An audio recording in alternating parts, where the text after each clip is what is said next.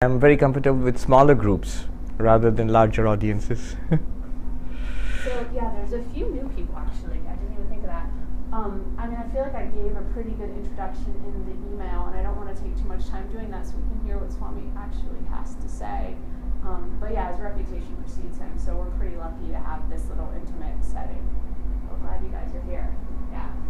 And also there's a Vedanta Society on the Upper West Side. If you're interested, you can go check that out. It's been there since 1893, so it's like a fixture, I know, right? Yeah, it's really old. Where is it? It's on 71st. 34 West 71st. Yeah, right by the park. It's a brownstone. Yeah, it's kind of a illustrious history. You have to uncover the pages, though. Don't just go in and make your first judgment. You gotta kind of look into it a little. Yeah, it's worth it. It's a small place, but it. Yeah, you just got. You have Wednesday, I Tuesday. have Tuesdays, Wednesdays, Fridays, and Sundays. In that place On on 71st. 71st, yeah. Yeah. Come sometimes, take a look. It's an old place. We have had that particular building for more than 100 years now, for about 100 years. But the society itself started in 1894. Yeah. You talked a little bit about that last time too, so if you haven't heard last time, you can hear a little bit of the history. It's kind of, it's neat. It's neat. Yeah. Actually, Swami Vivekananda, the monk who bought philosophy of Vedanta, what I'm going to speak about today, who brought it to the West, the first Hindu monk to come out. Like Buddhism is well known. One reason is it's always been missionary, it's been spreading. So it spread out from India to China and to Tibet, to Korea, to Japan, and to Sri Lanka, and many of the Asian countries just within centuries after the Buddha, so more than 2,000 years ago. But Hinduism has been more or less ethnic, so it sort of stayed within the boundaries, and it was like Judaism. It was not a converting religion, so that you sort of born a Hindu. I mean, you don't really become, like we have been here for more than 100 years now. I don't think if somebody comes to me and says, I want to be a Hindu, I wouldn't know the first thing to do because that's not what we do. The first person who really effectively brought Hinduism to the West was Swami Vivekananda, who came here in 1893 to the World Parliament of Religions. In fact, this is the 125th year of that. So he started that organization, the Vedanta Society, in New York in 1894. So there are about 15 Vedanta societies now in the United States itself. When you say effectively, can you qualify that? Because we had a question last time, someone who listened to your talk, speaking to the transcendentalists and others before Swamiji. True. So like you're using the word effectively. That's why I was careful with my language, because he was the first Hindu monk to come out here and teach. But already, a lot of Americans had been introduced to Vedantic thought by Emerson and Thoreau. Emerson read the Gita. In America, he had the best collection of Eastern philosophy books. I think Harvard inherited his whole collection. Emerson, Thoreau, Walt Whitman. So they sort of laid the foundation of what I might say America's soul, and they were heavily influenced by Vedantic thought. So through them, it came, and it's been coming like that in many ways, in many channels, even down to our age, to Star Wars and things like that. So this thought has been there. But the first of the teachers coming from the East, that was Swami Vivekananda. And he opened the doors to so many yogis and lamas and the gurus who have been coming ever since. Phil Goldberg's book, American Veda, that's a very good introduction to how Hinduism came to the West, to America, and how it developed and spread. The what are they called? The Self-Realization Fellowship, and then the Transcendental Meditation, Mahesh Yogi, TM, and the Hare Krishnas, of course, much more recently. But we have been sort of low-key. We've been there at the beginning, 1890s onwards.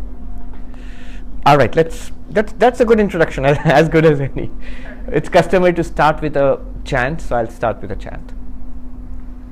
Om Asato Ma Sadgamaya Tamaso ma jyotirgamaya mrityurma amritam gamaya.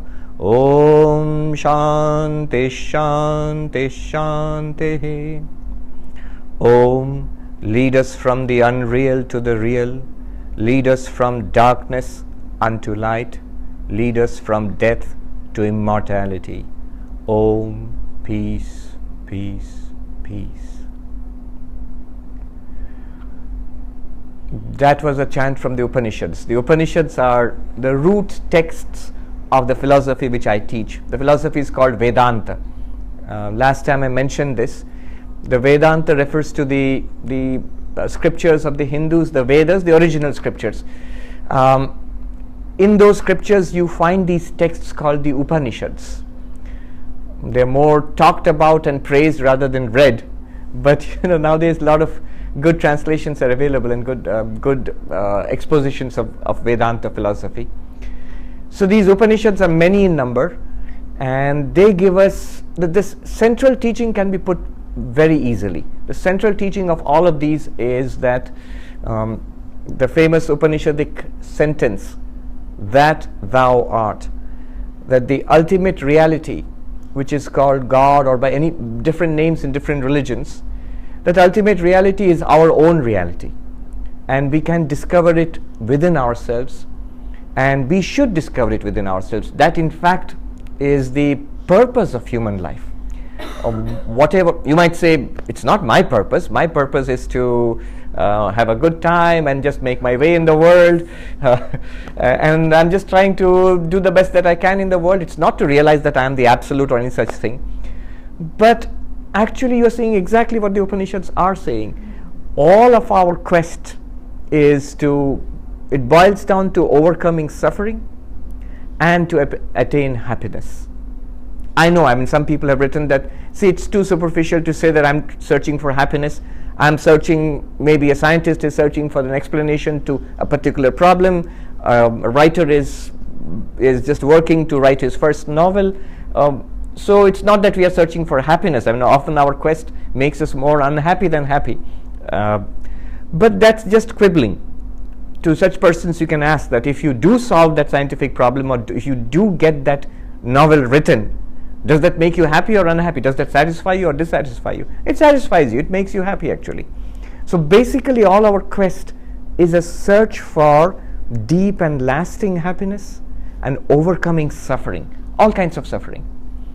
And the essential teaching of the Upanishads, and indeed we claim of all religions, it's just taught in different language, different mythologies, different stories, but basic teaching is this, that it is possible.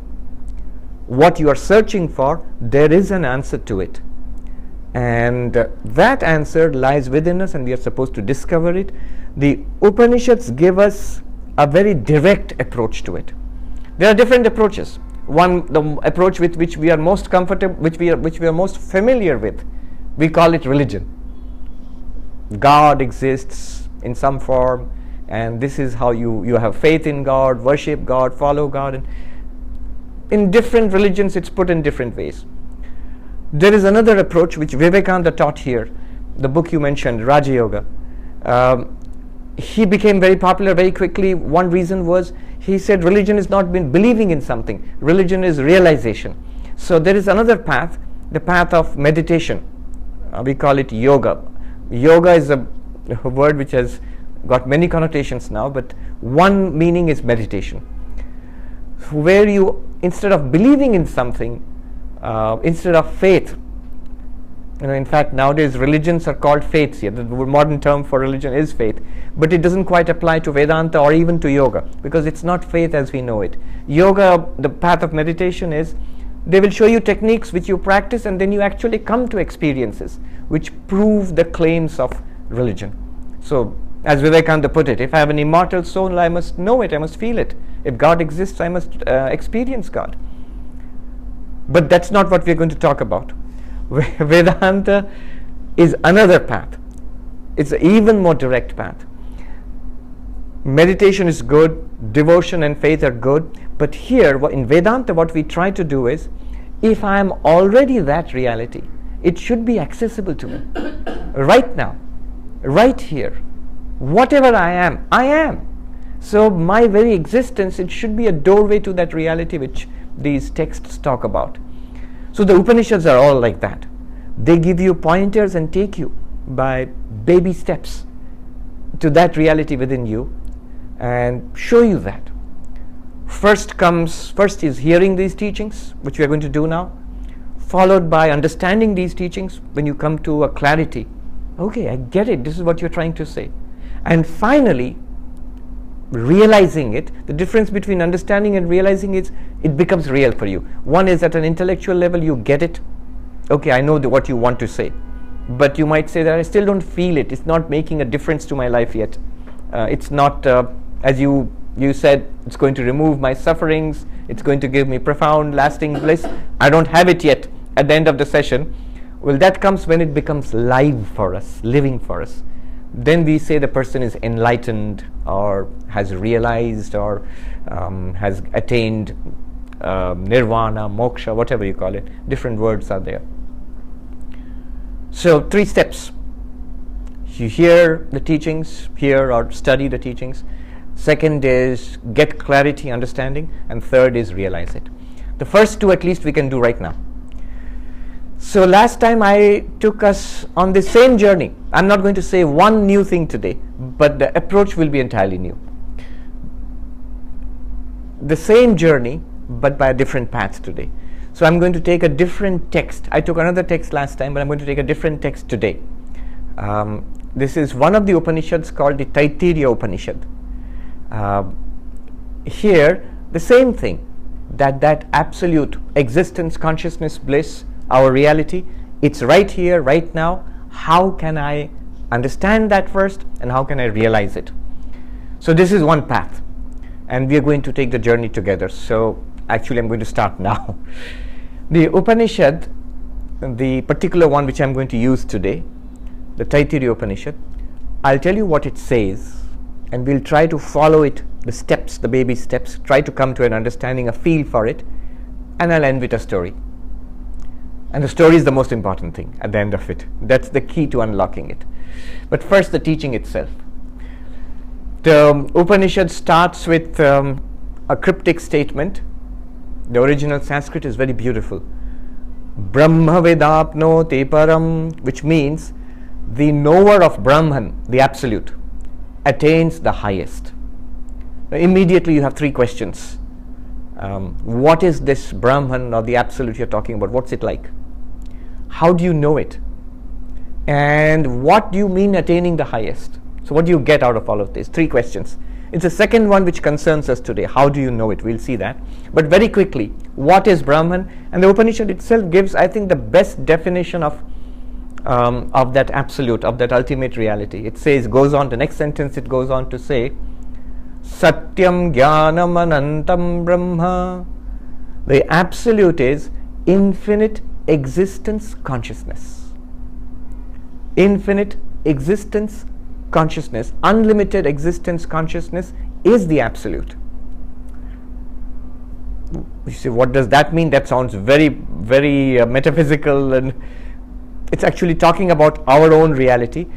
But that's not the subject today. If you're interested, you will find I have talks on this. This very sentence, it's just this sentence. The absolute is infinite existence consciousness. The talks are called Definition of God. If you Google it on YouTube, defining God or the definition of God, or so. That's not our subject today. The second question is, how do we realize that I am this absolute? If I am that right now, how do I come to a realization of that? And the next line gives us the clue, which we shall follow today. The clue is this: Yo Veda Nihitam Guhayam Parame Vyoman. You have to realize this absolute in the sacred space within the heart. Now I can see from your expressions that is not very helpful. Sacred space within the heart, that's cryptic. And the rest of the Upanishad actually unlocks this. And that's what we'll try to do, unlock it today. But basically it's a fancy way of saying that what is this absolute? How do I realize this absolute? How do I find this? It's a fancy way of saying it is you yourself. It points it back to you. And just by the way, what do you get if you realize this absolute? You attain the highest. So what is the highest? And it says, so ashnute sarvan kaman saha brahmana vipaschite iti. What does that mean? You attain the culmination of all desires. Whatever person could ask for in life, you get complete fulfillment. So if that's so, if in any measure whatsoever, it's worth looking into. All right. I still haven't started. No, but I'm going to start right now. So when the Vedanta tells us, the Upanishads tell us that you are the absolute, the real problem is we immediately react by saying that, no, I'm not. I'm just this guy. The real problem is, the first big stumbling block is, we tend to have a very clear feeling that I know who I am. And whatever I know about myself is not very absolute. It's nothing quite like pure consciousness or infinite existence. I think that, and I am completely convinced, if you ask me, what are you, who are you, I'll say this. And if somebody points to this, what is this? I'll say it's me, it's I. So I am a body and a mind. That's what we are convinced about. And the body and the mind is me, it's really me. Whatever else I may be, but the obvious fact to me is I am this. And this is where the Upanishad starts. More than pointing out what we are, the Upanishad first of all shows us what we are convinced that I am this, we are wrong about it. So the approach is more negative than positive, more showing us step by step whatever we cling to as I or mine, it's not really me. And it's a very interesting process. It can be unsettling, but it's really thrilling also when you come along for the ride. It takes you step by step. Show me what you think you are. And we start this. And the Upanishad shows us how you are actually not this. And so on, step by step. I like what Mark Twain said. He said, it's not what we do not know that gets us into trouble. It's what we know for sure that it just ain't so. That's what gets us into trouble. It was in that documentary on global warming, Inconvenient Truth. Yeah, that's where they quoted this, that we know that it just ain't so. No, it's not getting hotter. So that's what's getting us into trouble. Just like that, we think, no, it just isn't so that I am an immortal spirit or pure consciousness. It just, I am this. So the Upanishad, like any good teacher, it starts from where we are. Where are we? The Upanishad says, what do you think you are? I think I am this. The Upanishad says, all right, let's start with this. The Upanishad gives this a name. The text, Vedanta gives this a name. It calls it the food sheath. Annamaya, made of food. The original text actually, when you learn Vedanta from a textbook, it says that you have these different sheets and you are like the Russian nesting dolls. There's a doll and you take it off, there's a smaller one inside it. So it seems to give you a model like this, that we are like those. Here's the external thing is like a physical body, there's something subtler within and something subtler within and deeper, and finally you come to yourself. That's what it looks like when you read a textbook on Vedanta. But when you go to the root text, the approach is remarkably different. And I'll tell you why it's different. The same technique. Let me tell you the name of the technique. It's called the technique of the 5 sheets. Sheet like a covering. So the 5 sheets. The idea is like 5 coverings, and inside the 5 coverings is the real you. So we are going to take you to the real you. Uncover the real you, so to say. So the real me is covered by 5 sheets. That's the picture we get. But in the original text, the Upanishad which I'm talking about, it says, okay, you think you are the body. So let's call the body the food self instead of calling it the food sheath. Sheath, you immediately think it's covering something. But you are the body, so let's call it the food self. Annamaya Atma, the self made of food. Literally made of food because this is made of food. What I eat and drink, that goes to make this body. One of the very well-known actresses who used to come to Hollywood in the Vedanta Society when Swami Prabhavanandaji was there. Maybe it was an Italian name. Isherwood mentions it in his reminiscences. She used to come there, but it was a long time ago, in the 1950s or 60s. And she was asked, about the secret of her beauty, of her looks.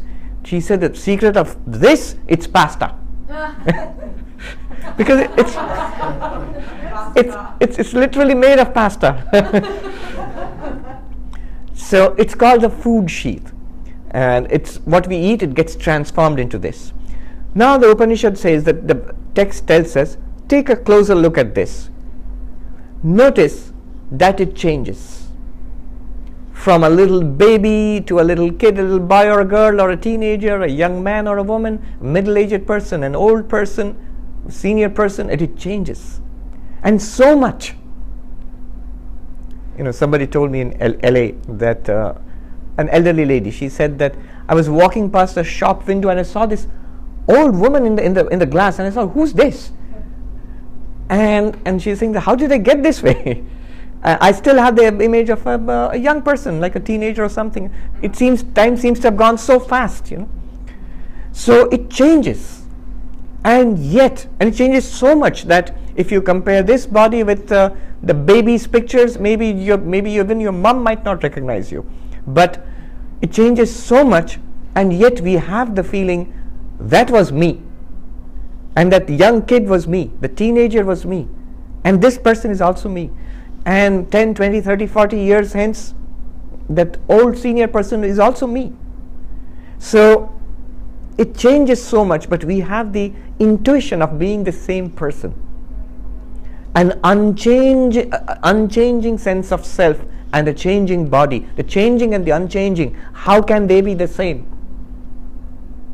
We don't dwell upon it, but how can they be the same? Think about this. One reason, changing and unchanging. Another reason, another pointer. These reasons are logical arguments, but they are also pointers. If you follow them, you get a sense of what they are talking about. An object. You are always the subject. You are not an object. Because whatever you know is an object. And you are the knower, the experiencer. Whatever you experience is an object. And you are the experiencer. So this is an object. Clearly I am not this. It's a piece of cloth. But then the body is also an object. How is it an object? I can see it. I can touch it. I can feel it and I can touch it. I can even hear it. Sometimes I can smell it, unfortunately. So all the senses by which you experience objects in the world, they make the body their object also. It's absolutely available for experience. I am the subject for which the body is an object. You are the subject, your body is an object to you also. You see, for the world we never make a mistake. That bolster there, I'll never say I am that. At the most I can say it's mine. But I never say I am that. We never say about the clothes, I am this. But with the body, we have a curiously ambivalent attitude. Sometimes I say this body. Sometimes I say my body. And sometimes I say like I'm sitting here, but the body is sitting here. So I say I. How much you weigh? I weigh this much. Pure consciousness does not weigh 200 pounds. It's the body which weighs 200 pounds. So with the body we have an ambivalent attitude. Sometimes we think of it we speak of it like an object. The doctor certainly treats it like an object. And sometimes we say it's me, it's I. Clearly it's an object. You are the subject, the experiencer of the body. Sure, you are embodied. You're there, like you're being in a vehicle. In fact, one of the Upanishads talks of the body like a chariot. It says that your body is the chariot, the senses are like the horses which pull the chariot, and the objects, sight and sound and touch and smell and taste, these are the roads on which the horses run. The mind is the reins with which you control the chariot, and your intellect is the charioteer. Then what are you? You are the passenger sitting, the witness. in the chariot. So that's an image you get one of the Upanishads. But basically, the point is, it's not me. It's an object. Also, related to this is another many examples. I mean, many arguments. Actually, I've come across up to a dozen arguments, a dozen ways of seeing that I am not the bodies. I am not the body. You can take your pick. We'll just take one more. You always experience yourself as conscious or sentient, and the body is not conscious. It may feel conscious. It feels conscious because of your presence there. When you look at the body, you experience the body as I am a conscious being experiencing a hand. You don't feel that the hand is conscious of me. It's not that the hand is looking at me. I am looking at the hand. A simple fact like that I am conscious, the body is not conscious. These are enough to go with.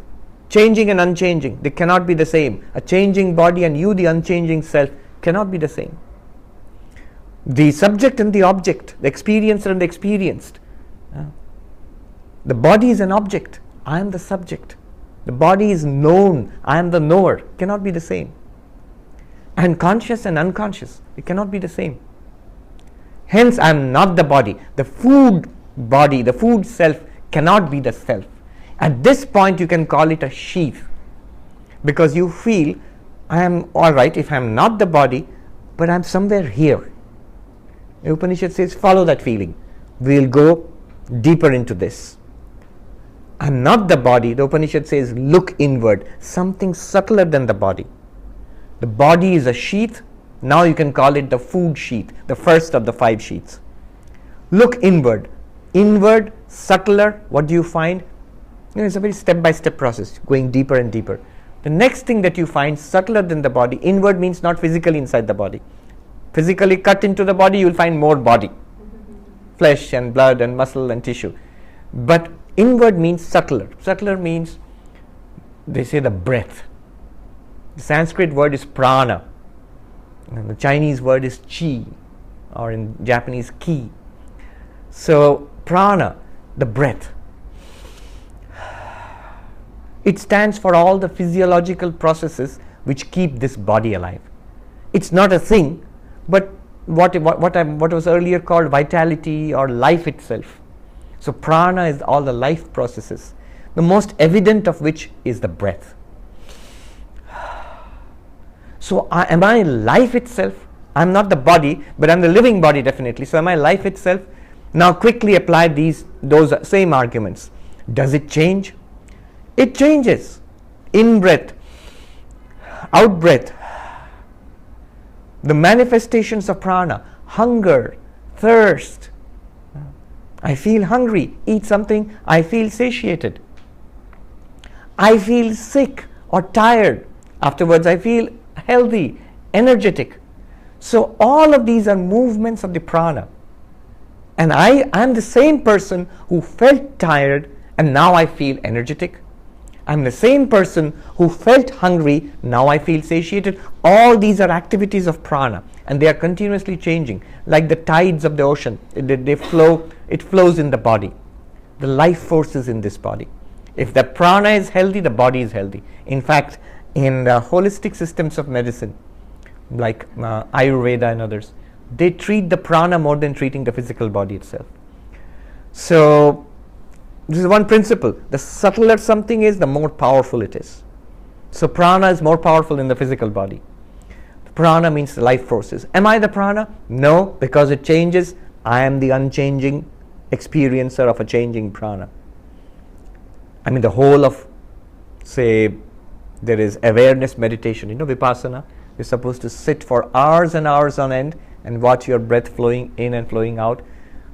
Breathing in and breathing out, that's a change. You are the one who experiences the breathing in. You are the one who experiences the breathing out. If you hold your breath, you are the one who experiences holding the breath. So the prana changes, you are the unchanging experiencer of the changing prana. They can't be the same. Same thing, experiencer and experienced. Is the prana something that you experience? Is it an object? It's not an object like this, but it's definitely an object. It's a subtle object. You can experience the breath as an object. In fact, when in meditation, in certain forms of Buddhist meditation, when they ask you to follow the breath, that's what you're doing. You're making the breath an object of meditation. But Vedanta says, if the breath is an object of meditation, an object to whom? Who is aware of the breath? You are. Whatever you are. You are the subject to whom the breath is an object. You cannot be the breath, because the breath is an object to you. It's a thing. The third argument, if you remember conscious and unconscious, are you conscious of the breath, or is the breath conscious of you? Obviously, you are conscious of the breath. Your meditation teacher tells you, become aware of the in-breath, become aware of the out-breath. So you are aware of the breath. The breath is not aware of you. Prana is something that you are aware of. Prana is not aware of you. Because it changes and you are unchanging, because it's an object, you are the subject, because it is not conscious, you are conscious, you cannot be the prana. The prana is not the self. And the Upanishad, the text immediately says, yes, the prana is not the self. It's a sheath. It covers the real self. You, the observer, the experiencer of the prana, you are somewhere subtler within that. Let the prana be a sheath. Now look, the physical body is like a sheath. You can think of it like a sheath. It's somewhere, I am somewhere in there. But the prana is a pretty subtle thing. And you can think of that as a sheath. I'm something subtler, more inward to the prana. Inward to the prana, the Upanishad says, if you look inwards, you will find the next in order of subtlety and closer to you is your mind. Thoughts. Whatever is running through your mind right now, that's the mind. And it's at this point most people stop. We identify ourselves with the mind. Mind is the person. I am a person. The mind is the person. My thoughts, my ideas, my knowledge, my life story, the whole narrative of my life. This is the guy that I am. This is the person that I am. But that's just the mind. Apply those pointers. Does it change? You'll say, oh boy, does it change? The mind changes. If anything changes, it's the mind. The mind changes throughout the day. How many times upset from the morning? How many times relaxed? How many times eager in looking forward? How many times tired and jaded? Yeah. This is just one day, from waking up till coming here. The mind changes continuously all the time. And you are the one who experienced the alert mind, the tired mind, the irritated mind, the relaxed and calm mind, the curious mind, the bored mind, all of that. You experienced it. You can't deny it. Whatever I am, I experience the various moods and colors and changes of the mind. Mind changing, I am unchanging. Mind is an object. And here we are into very subtle territory. Most of the time in all the literatures and all the ways we think about the mind in the world, in different subjects, the mind is the subject. And everything else is an object to the mind. But I am telling you, it's pretty easy to see the mind is also an object. Every thought in the mind, if you look inwards, you will see that you can objectify that thought. Are you not aware of your moods? Even if you are not aware of your moods, you can be aware. The moment you look inwards and introspect, you become aware of your moods. When you are happy, are you not aware that you are happy? When it hurts, are you not aware that it hurts? When you have a flash of pleasure, a flash of joy, a burst of curiosity, all of these things are something that we all experience, which means we experience the contents of the mind. The mind is also an object. If you will, a series of objects, but nevertheless objective to some subtle subject within the mind. Mind is an object, I am the subject. And I'll say something drastic, but it follows very simply. The mind is also not conscious. I, the witness of the mind, am conscious. Simple experiment. Think 2 plus 2 is 4. Just now think it. 2 plus 2 is 4. The 2 plus 2, 4 is a thought. And you are aware of that thought. That 2 plus 2, 4 thought is not aware of you. It doesn't say, hey, I see you. No. You say to the thought, I see you. 2 plus 2, 4. Hello. So you are aware of the thought. The thought is not aware of you. It's just a thought. It's a movement in that mysterious entity we call the mind. So thoughts are not conscious. You are conscious of the thought. The mind being changing and you are unchanging, you cannot be the mind. The mind being objective in a very subtle sense. You are the subject of the mind too. You cannot be the mind. The mind being non-conscious in this very specific technical sense. You are conscious of the mind. Hence, you cannot be the mind. We are in very subtle territory here. And the Upanishad says, go a little further. It subdivides the mind itself into a very fine function of the mind called the intellect. Why? Because that's what we are using right now to understand all of this. Am I the intellect? Because it's the intellect which is doing all this right now. We are thinking, trying to understand, trying to follow this. That function of the mind which is doing that intellect. Am I that? Apply those three criteria. Does the intellect change? Yes, it does. So many things I didn't understand, now I understand. So many things I thought I understood, I become confused about it. We learn, we change our mind, we decide. All decisions, learning, understanding, all of these are functions of the intellect. In Sanskrit, the buddhi. So it changes, definitely changes. The moment I go from not understanding to understanding something, from working at a math problem and solving it, from taking a decision, do I take a cab or the subway? The intellect is working and it's changing. Changing and non-changing. I cannot be the intellect. Am I aware of the workings of the intellect? If I choose to be, I can. I'm aware of the confused intellect. I'm aware of clarity, the moment of clarity in anything. So I am aware of the workings of the intellect. Then it's an object. I am the subject. It is, by the same logic, not conscious. I am conscious of it. Same logic. Changing and unchanging. I cannot be the intellect. Object and subject. I am the subject of it to which the intellect is also an object. Somewhere in there. I am conscious of the intellect. Conscious and non-conscious. I cannot be the intellect. The Sanskrit names for these sheaths. The food sheath is called Annamaya Kosha. Not that it matters, but it's good to know the technical terms. The Prana sheath is called the Pranamaya Kosha. Kosha means sheath. The mind sheath is called the Manomaya Kosha. And the intellect is called the Vijnanamaya Kosha.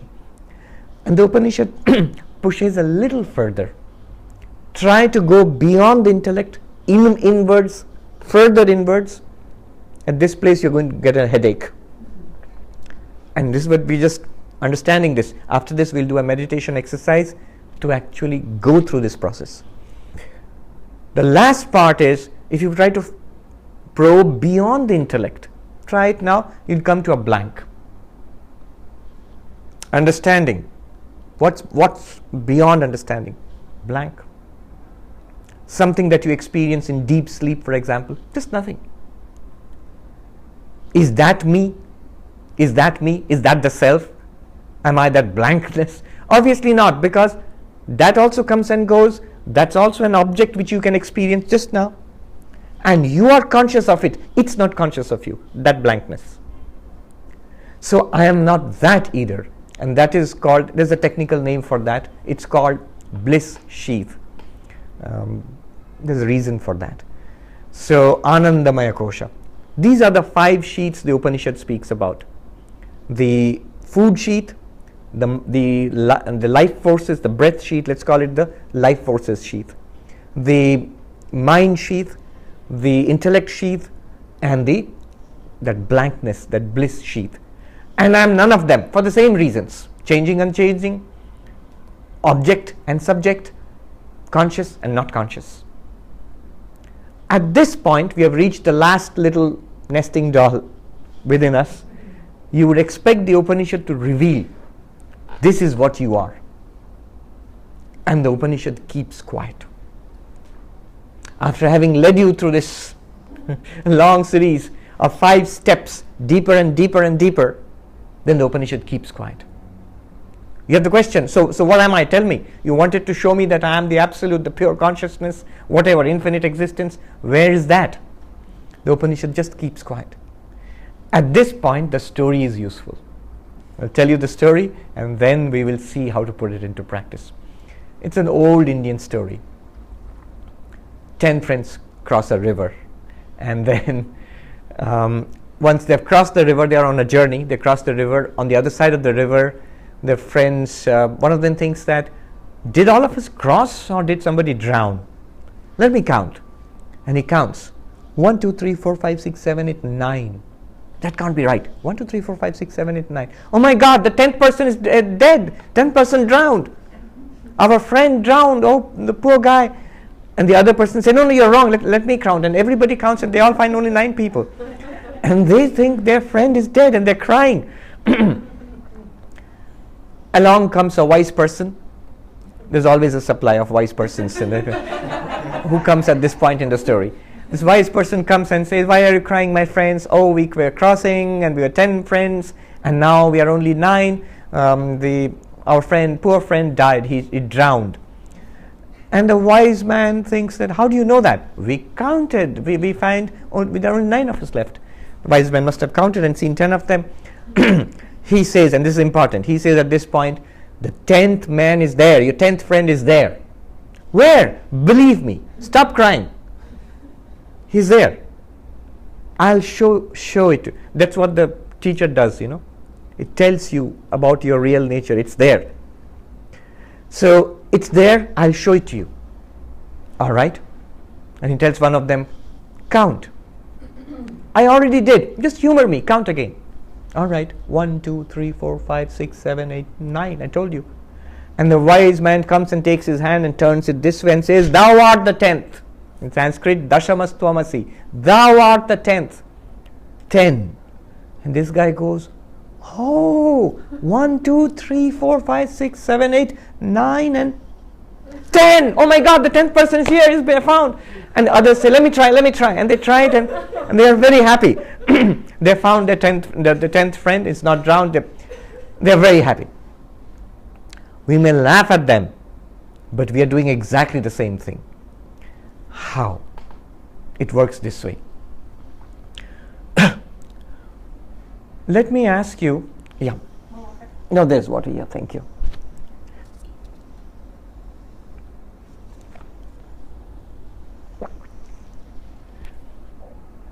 Why do you think the guy was unable to find the 10th person? Why do you think that the first guy was unable to find the 10th person? What was his problem? He was not self-aware. He didn't count himself because he's not self-aware. He didn't count himself. Why did he not count himself? Where did he count? He counted the 9. Why did he count the 9? Because he could see them. They were there. And when he counted the 9, he was expecting the 10th person to be there. Why?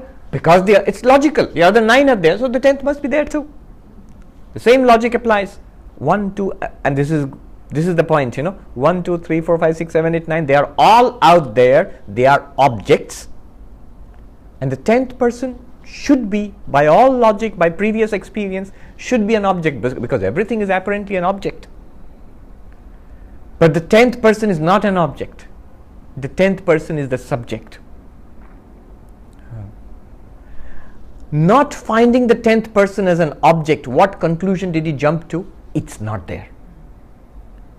And then he was crying. The 10th person is drowned. Exactly the same thing is happening to us. This is what's happening. When we are searching for I, who am I?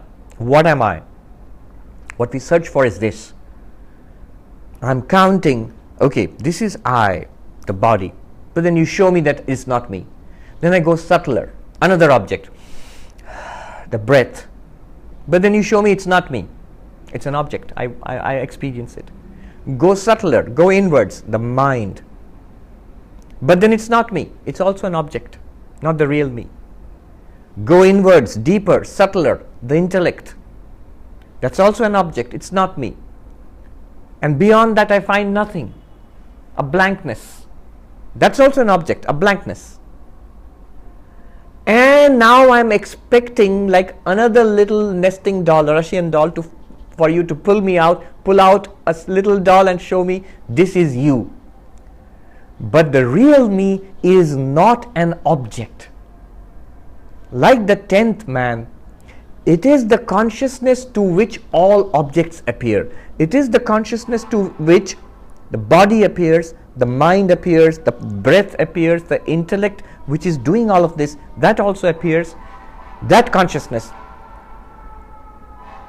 The teacher could have just as well said, that's Manhattan. Object.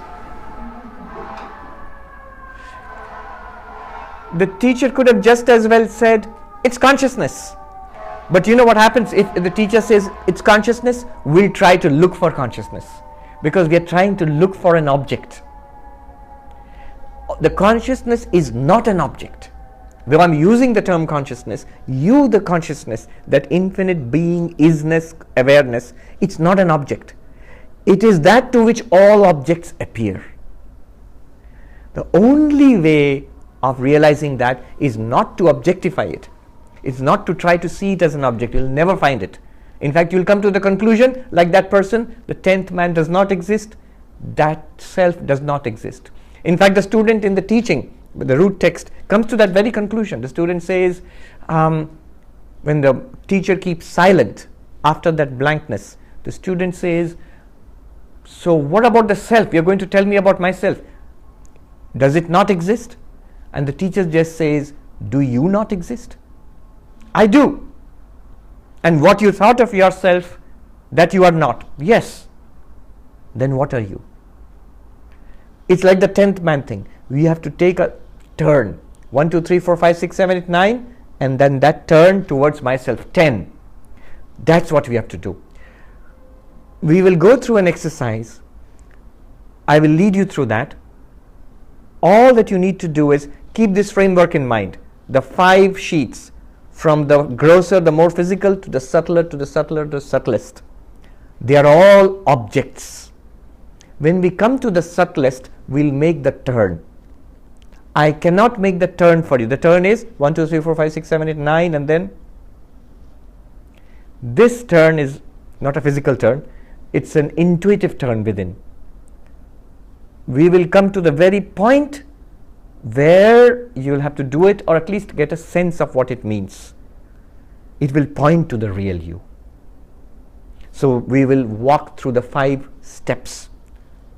It's not 9 here, 9 friends in the 10th man. It's rather 5 sheets and the real you. So will we go through this? Yeah? Who knows? Some enlightened persons might walk out of it. Yeah. Basically, what Vedanta is doing is shifting the reference of the I. When I say I, it immediately, when I say cloth, it's a word which means this. When I say I, it's a word which means what? To most of us, it means this. What Vedanta is trying to do is nudge the reference of the I subtler and subtler and subtler till it comes to the real I, the experiencer of all of this. All right, let's see. We'll go like this. Let me point out the 5 sheets. A sense of the body, maybe sitting on the chair or on the floor, again leaning against the bolster. This is the food sheath. And breathe in and breathe out. That is the prana sheath.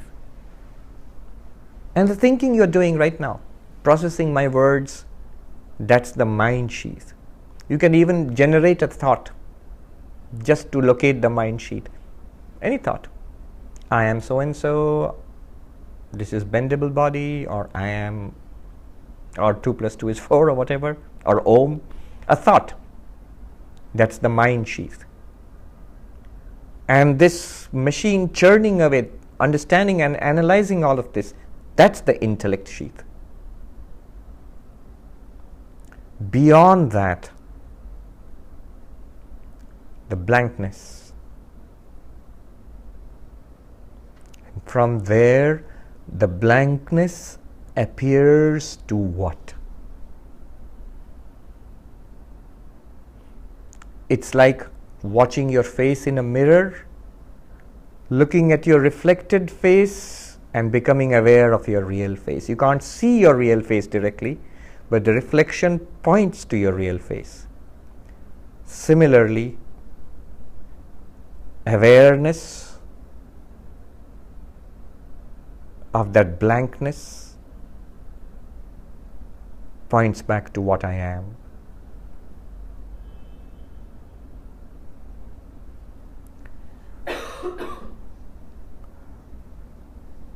Let's cycle back. Be aware of the body.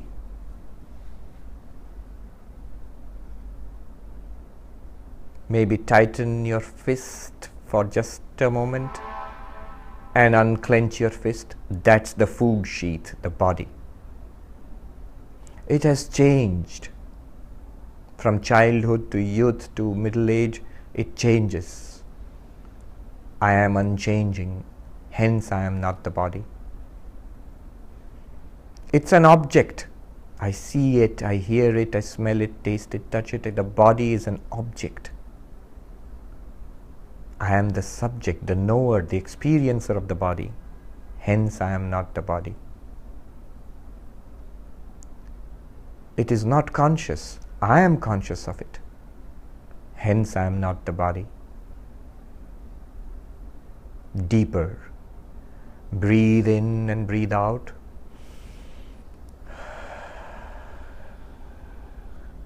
Notice that. That is the prana sheath, the sheath of life.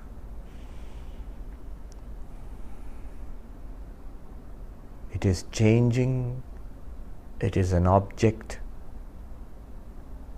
It is not conscious. I am conscious of it. I am the unchanging, knowing consciousness, not the prana. Go deeper. Thoughts in the mind, feelings, they are changing. I am the unchanging. They are objects. They are known. I am the knower, the subject. They are not conscious. I am conscious of the thoughts. Hence, I am not the mind. This whole process of understanding deeper is the intellect sheath. It too is changing, object, not conscious. I am the unchanging, pure subject, awareness, witness of my intellect, the workings of my intellect.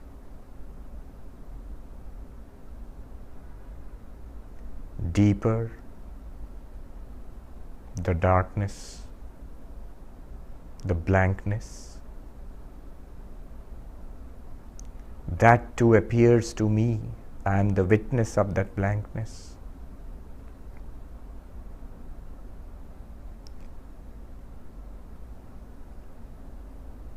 I, to whom appeared the body and the breath and the mind and the intellect and the blankness beyond the intellect. What am I?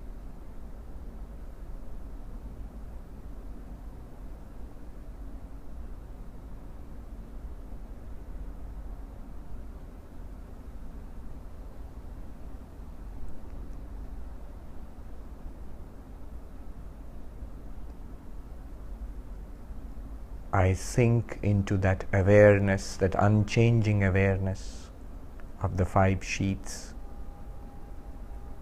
that steady light of consciousness. I am that.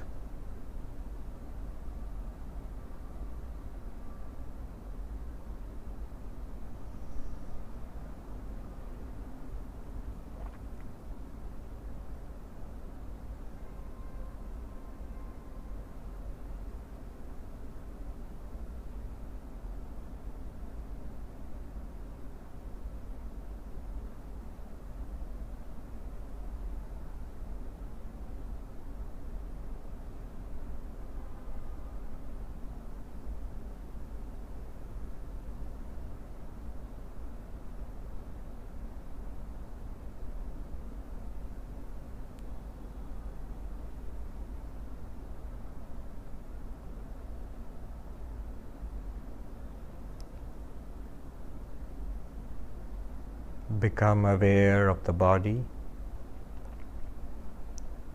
Become aware of the surroundings. You're sitting here. When you are comfortable, slowly open your eyes.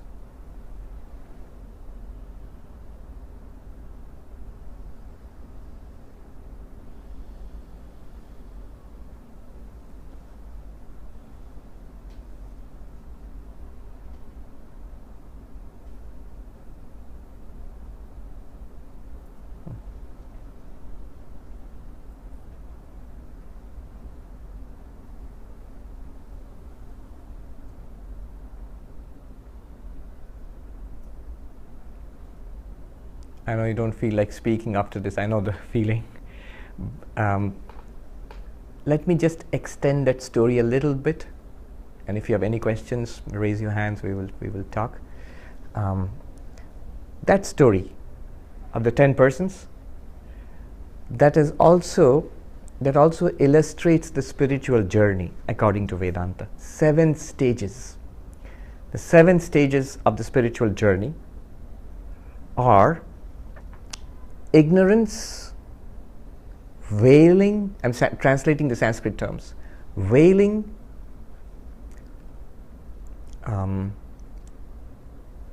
error, indirect knowledge, direct knowledge, removal of suffering, attainment of bliss. These are the 7 stages in the spiritual journey, starting from where we are to enlightenment. 7 stages, and they are illustrated by this story, and then I'll show you what actually happens in the spiritual journey. In the story, as you said, that person was not self-aware, so that is called ignorance, of not being aware of the true nature of about ourselves. So that's the first thing. That's where all the trouble begins, not being aware of what I am. The second thing happens is veiling. The veiling is that person now thinks that the 10th person is not there, not aware of himself. So the existence of the 10th person is veiled. He's searching 1, 2, 3, 4, 5, 6, 7, 8, 9. Where is the 10th person? Where's that guy? So that's the veiling. And in the spiritual journey, what happens is, when the Upanishads tell you that you are this infinite self, existence, consciousness, bliss, you are the absolute.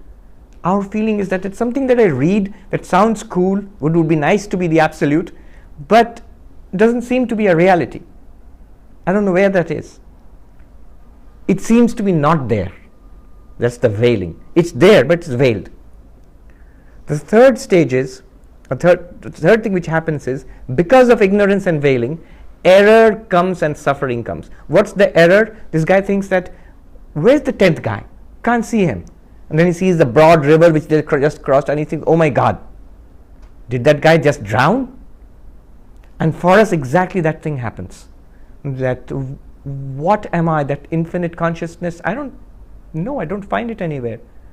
And then the error comes. The error is, I am this. And immediately suffering follows. Physical suffering, emotional suffering, anxiety, fear, phobia, the overwhelming fear of death in front of us, though we suppress it, but it's there. All of that comes because I have identified myself with this thing. Just like that guy, they were all suffering. Our poor friend is drowned and dead. So that's the third stage, error and suffering. Fourth stage is where the teacher, the wise person, comes and tells you that infinite self is there, the 10th person is there. That's called indirect knowledge. You hear about it, you read it, maybe it appeals to your intellect, but that's it, but it's not real to you. That's the stage of learning, studying, inquiring, where we call ourselves spiritual seekers.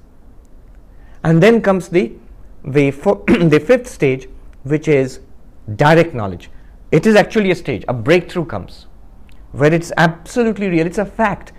Just like I point out the food sheet, the physical body is a fact. You wouldn't think it's theory or it's speculation. It's here, that's it.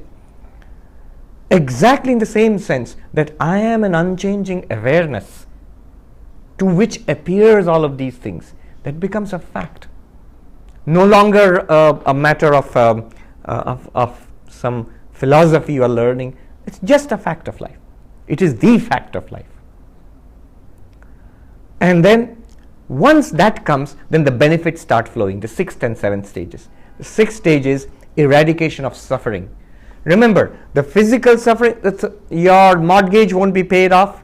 If your relationships with your partner or your kids is not good, that will not improve immediately, nor will your physical problems be solved immediately. But what will happen is that reality which you find within yourself, that is not affected by these problems. Who has the problems? The person has the problems. That person, the mind, that person which you imagine yourself to be, that one has the problems. You, the unchanging awareness behind that person, has none of these problems. You are not subject to birth and death. The body is. You are not subject to difference from others. It's that one. Vedanta goes on to show it's that one consciousness in everybody. We are actually one at the level of that awareness. One awareness. We are different at the level of the body. We are different at the level of the prana or the mind or the intellect. But we are one at the level of consciousness. So suffering is eradicated. But suffering is eradicated at a very existential level. It's not like a band-aid, all my aches and pains will be cured, my money problems will be cured, my relationship problems will be solved forever. That never happens. That sometimes becomes better, sometimes worse. But you reach a place of security, of safety, where you are forever safe from these ups and downs. They will continue. But the word is transcend them. So, eradication of suffering. And then attainment of bliss, the 7th one. That pure existence consciousness is bliss itself. My real nature, the more you contemplate it, the more you become established in it, the more you take it as yourself, the more you find you're completely and unshakably in bliss. The Bhagavad Gita says, established in which the deepest of sorrows cannot shake you, and attaining which nothing greater remains to be attained. That is the one. You already have it. So these are the 7 stages. When that person realizes that the 10th person is there, that's indirect knowledge. And when he finally gets that, 10, that's direct knowledge. Oh, I am the 10th. Then what happens? The 6th stage comes, eradication of suffering. He thought the 10th person was drowned. No, nothing like that. An attainment of bliss, they're all very happy now. Yeah. Let me do a peace chant, and then we can break into informal conversation. Om Shanti Shanti Shanti Hare Om Tat Sat Shri Ramakrishna Arpanamastu.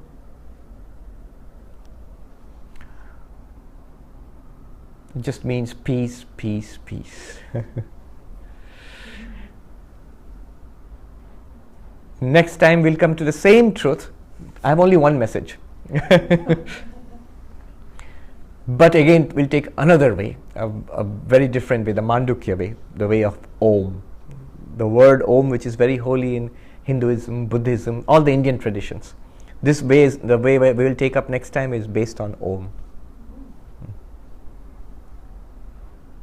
Nothing new. It will bring you back to this.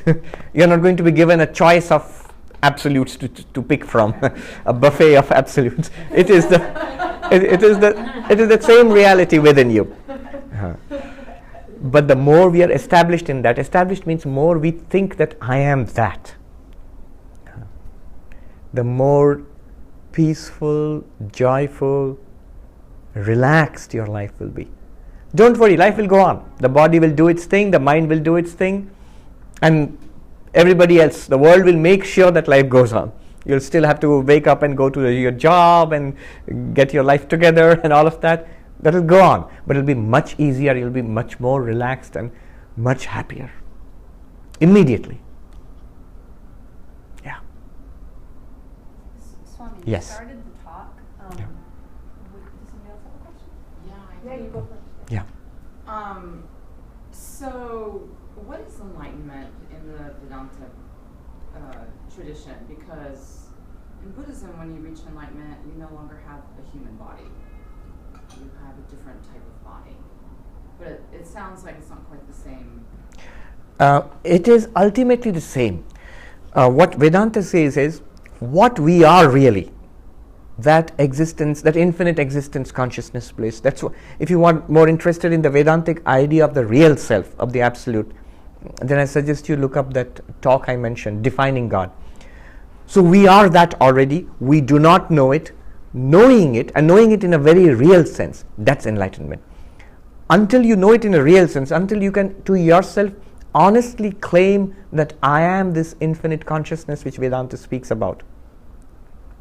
Until that point, it's still indirect knowledge, stage 4. It's still, you just know now that the 10th man is there, but you don't know that you are the 10th man. And so the benefits have not started flowing. Suffering has not been overcome, and peace has not been attained. Buddhism is not all that different. Even the idea that you have a different kind of body, that might be later Buddhism. But remember, Buddha himself and the enlightened ones, the arhats, those who got enlightenment, they all continued in that physical body for some time until the karma is exhausted and this body falls off. But what you realize here now is that consciousness which you realize yourself as is not a part of this body. It works through this body, but it's not limited by this body. No more than electricity is a part of this light. It makes the light function. It's something that comes into the light, makes it function, makes it shine, makes the camera work, makes the microphone amplify sound, but it's not a part of the camera or the microphone or the light. It's even when the light, if it's the camera is broken or the light is not functioning, electricity is still there, just it's not obvious anymore. So that consciousness, which in this body and mind makes me feel like a person, helps me to hear and smell and taste and touch and think, all of what we call conscious experiences, that is a separate reality which shines through all these instruments. Realizing myself as that is enlightenment. It's not so very different from Buddhism. If you look at the philosophy of Buddhism, Buddhism does not state it the Buddha did not state it in a positive sense. He showed you that the self is empty, that what we consider to be the self. In Buddhism, they are called the 5 skandhas, the 5 pillars, and they are all empty. There is no permanent substantiality to any of them. None of them are the self, and it leaves you there. You see, when you compare it with the Upanishad, we did something pretty parallel. What we thought to be the self is now shown not to be the self, but it goes further and points to something. It does not tell you outright. If you study a textbook of Vedanta, they will tell you you are the absolute. But the original text doesn't even tell you that. It just points to something which you are supposed to catch. There it's not